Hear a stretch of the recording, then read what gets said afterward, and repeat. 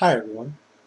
What I'd like to do in this video is upload another sample of my Prometheus fan edit and compare it to the theatrical version of the film. This particular scene is, or sequence of events, it's actually a couple of scenes, is what happens between Shaw and the rest of the crew during and after the attack on the ship by Fifield, and essentially it plays up from the moment Shaw leaves the operating theater to until the conversation between Vickers and Wayland concludes before they depart to go and have their conversation with the last engineer. The way this plays out in the theatrical version is quite a bit different than the way that I've edited it in my fan edit. The scenes are in different, the order of the scenes. The music, I've cut out a lot of dialogue. A lot of the dialogue in Prometheus I thought was kind of redundant or pointless, and I feel that in my version the conversations are quicker, they flow faster, and you don't really learn anything less than you would have had you watched the theatrical cut. So what we're going to do first here is watch the theatrical version, and then what we'll do is we'll watch the fan edit version by me. So start recording here. And this is the theatrical version of the film.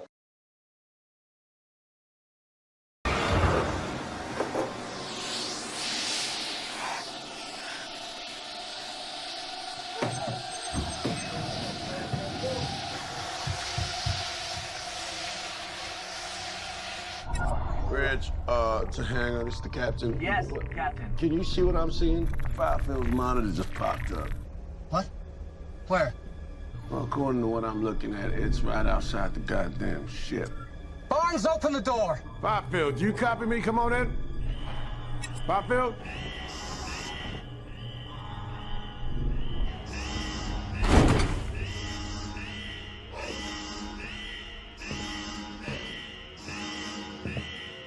Wait a second.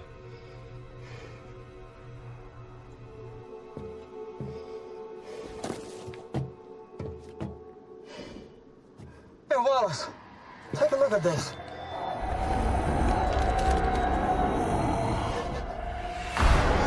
Fifield? What the hell's going on down there?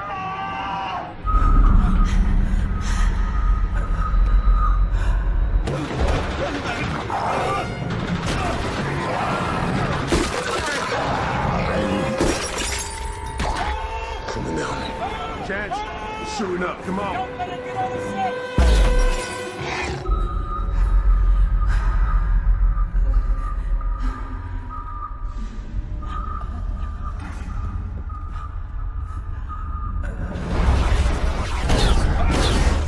Take him out!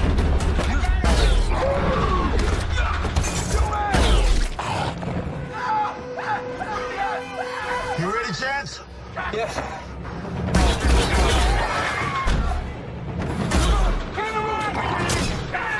We gotta get out of here!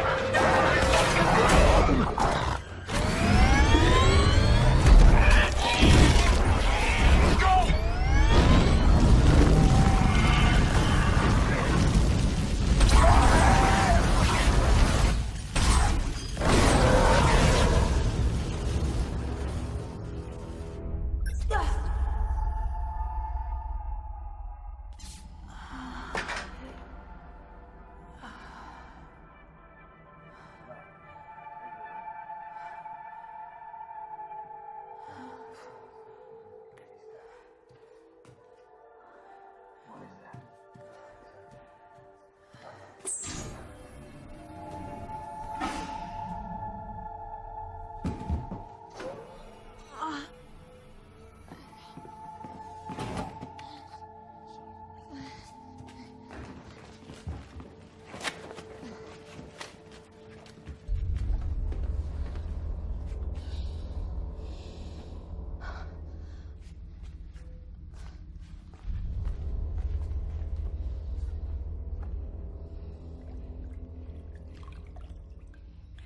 You've been asleep. Here on the ship all this time. Why? Well, I only have a few days of life left in me. Didn't want to waste them till I was sure that you could deliver what you promised. Meet my maker. There we are, sir. Nice and clean. Haven't you told him they're all gone? But they're not all gone, Dr. Shaw. One of them is still alive. We're on our way to see him now. What? Turn me around. You convinced me that if these things made us, then surely they could save us. I stick with it. Well, save me, anyway. Save you from what? Death, of course. Stand up. I'm all right. All right. All right. Yes, sir. You don't understand. You don't know. This place isn't what we thought it was. They aren't what we thought they were. I was wrong. We were so wrong. Charlie. Dr. Holloway's dead. We must leave. And what would Charlie do now that we're so close to answering the most meaningful questions ever asked by mankind? How can you leave without knowing what they are?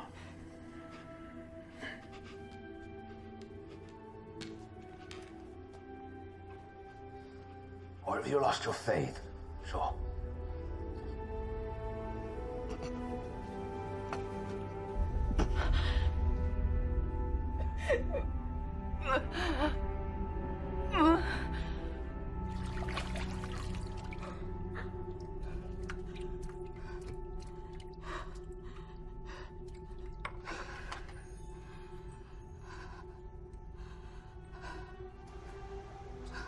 One thing I want to point out here is you'll notice that the tone of the scenes so far has shifted quite a bit, because we go from the operating table to the battle scene, and by the time Shaw reaches Wayland, we've already forgotten about the squid in the operating field.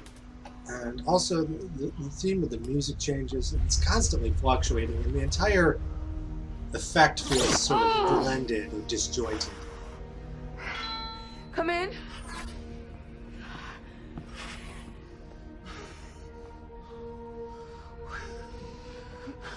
Where the hell are you going, Doc? You know what this place is? Those, engineers, this ain't their home. It's an installation, maybe even military. And they put it out here in the middle of nowhere because they're not stupid enough to make weapons of mass destruction on their own doorstep. That's what all that shit is in those vases. They made it here. It got out. It turned on them. The end. It's time for us to go home. One of them is still alive.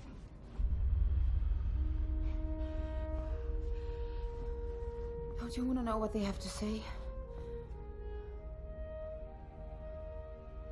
I don't care. Right. All you do is fly this ship. That's right. But you must care about something, Captain. If you didn't, why are you here? How about this? No matter what happens down there, I can't bring none of that shit back home with us. Can't let it happen. And I will do whatever I have to see that it doesn't. Make sure you do, Captain.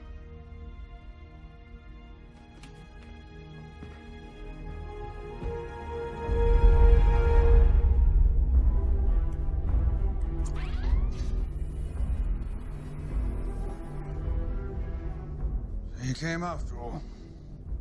Thought you wanted me to. After all your vigorous attempts to stop me from coming here, I'm just surprised to see you. It's all right, David. Leave us alone. Yes, sir.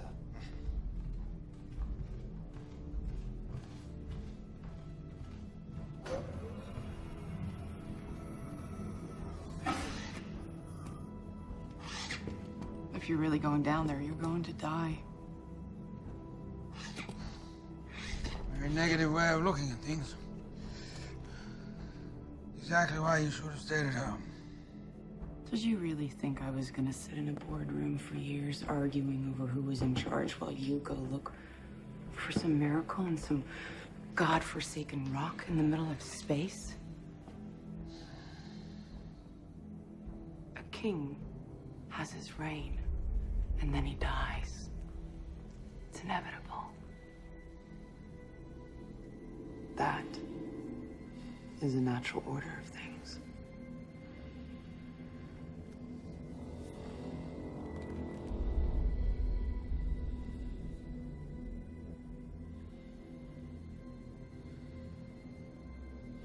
Anything else?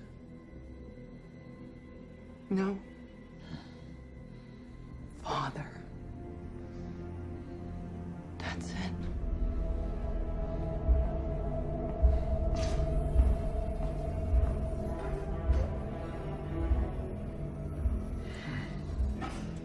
Okay, so that concludes the theatrical version of those scenes, or that footage. And now what I would like to do is play the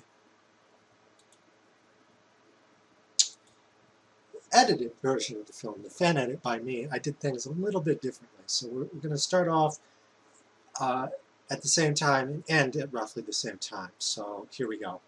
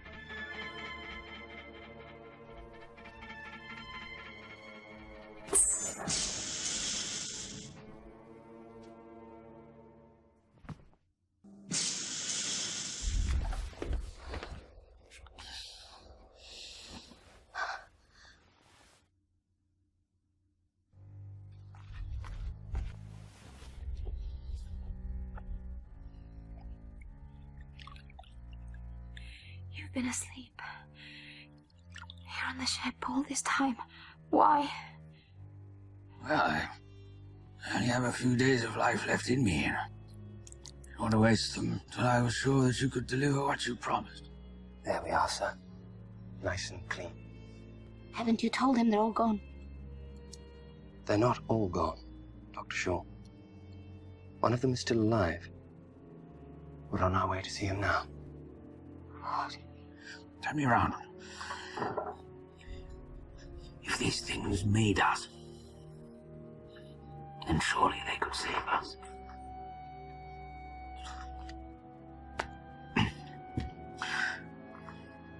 Well, save me, anyway. From what?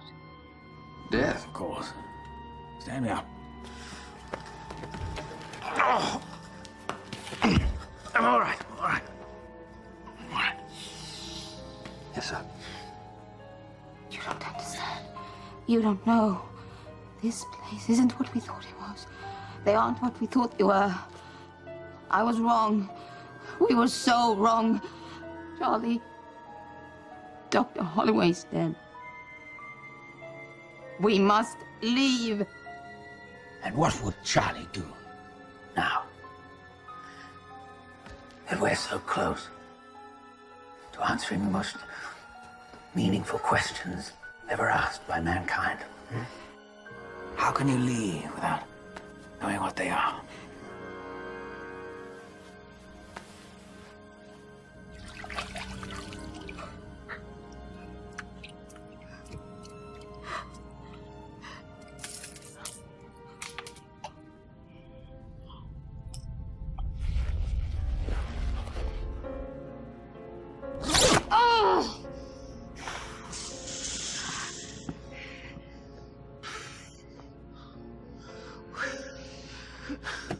Where the hell are you going, Doc? You know what this place is? Those, engineers, this ain't their home. It's an installation. Maybe even military. That's what all that shit is in those vases. They made it here. They got out. They turned on them. The end. It's time for us to go home. One of them is still alive.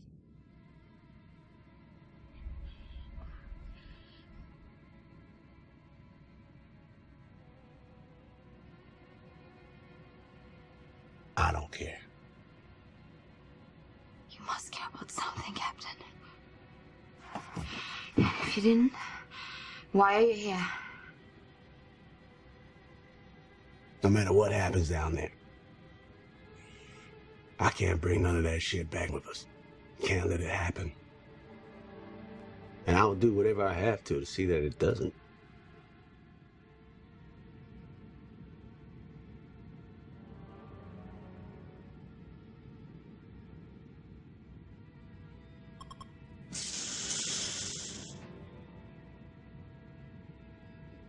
Came after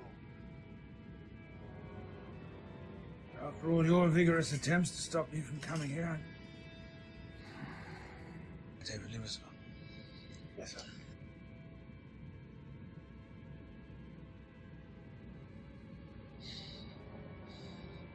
What do you want? I want to say goodbye. If you're really going down there, you're going to die. Very negative way of looking at things. Maybe you should look at the thing squealing next door and tell me how positive you feel. Now, Mary, I've always despised that sarcastic attitude of yours. Exactly why you should have stayed at home.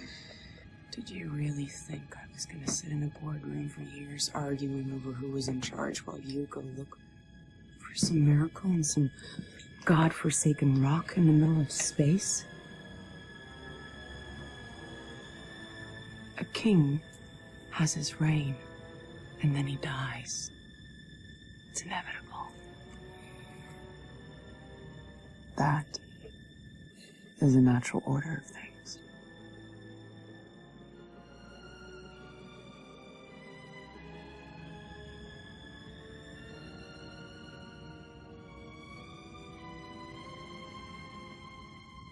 Anything else? No. That's it.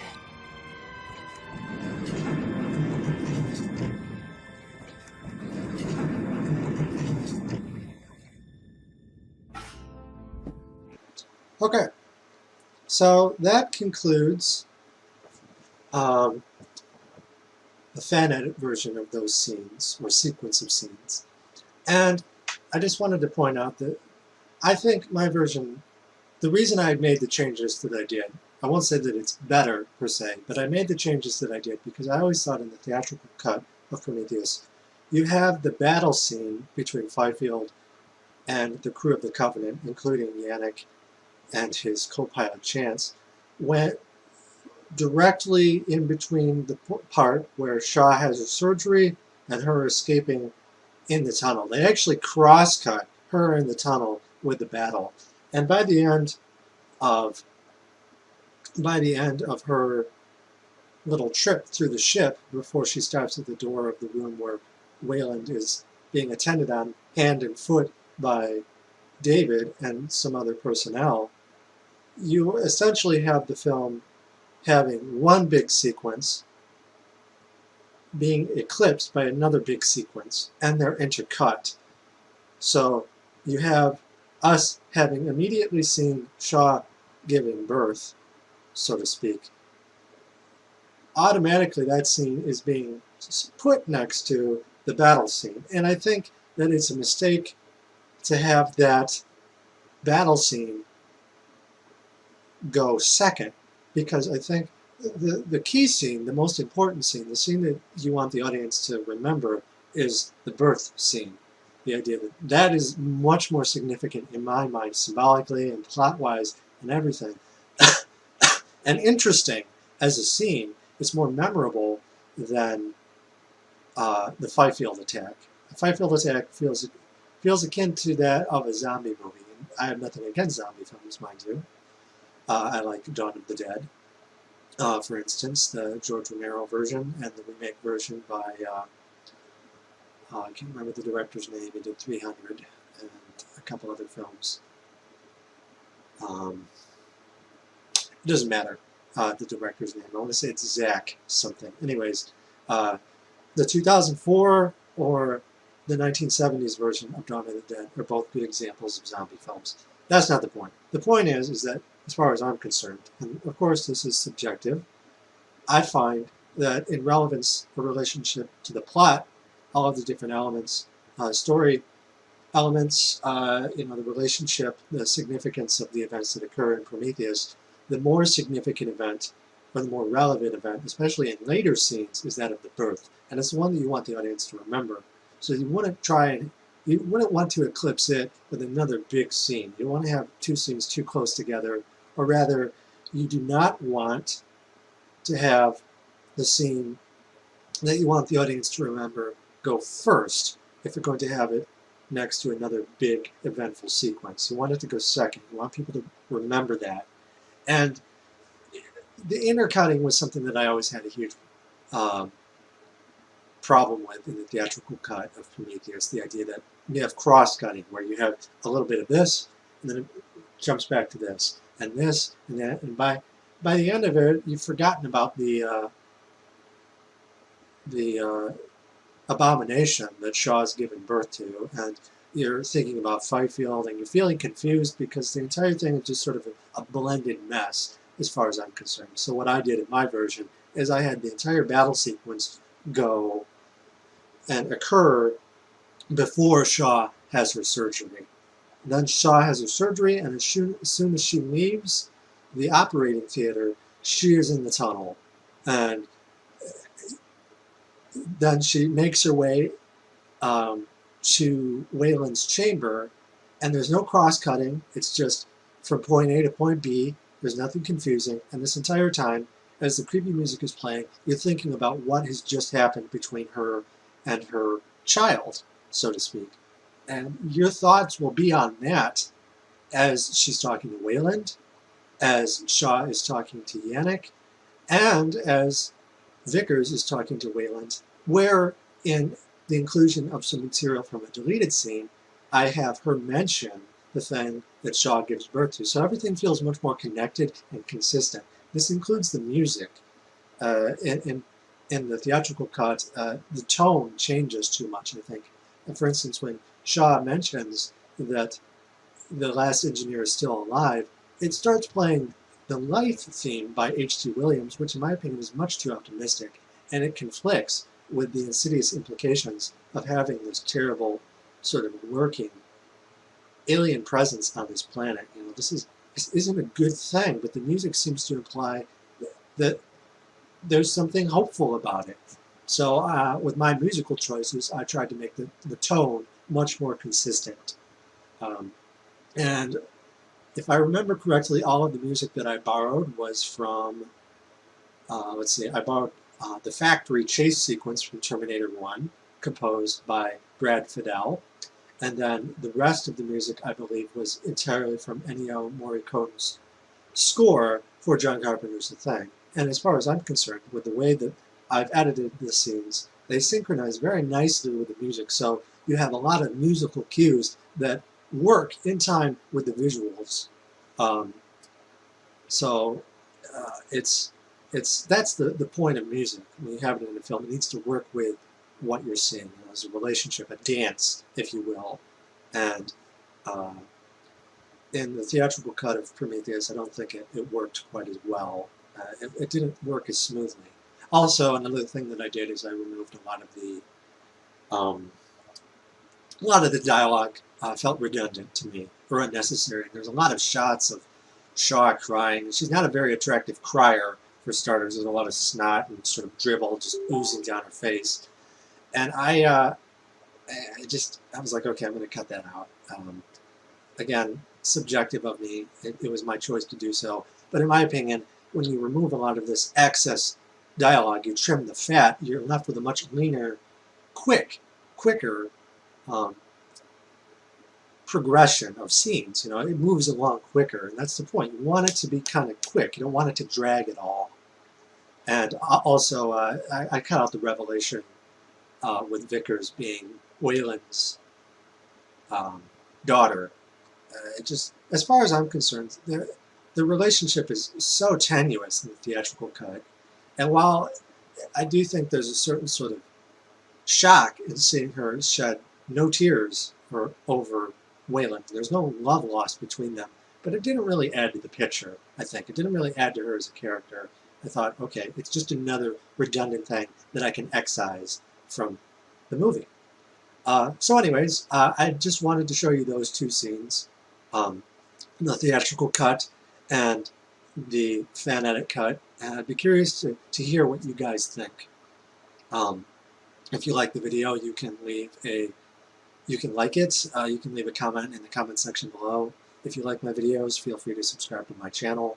And until next time, guys, thanks for watching.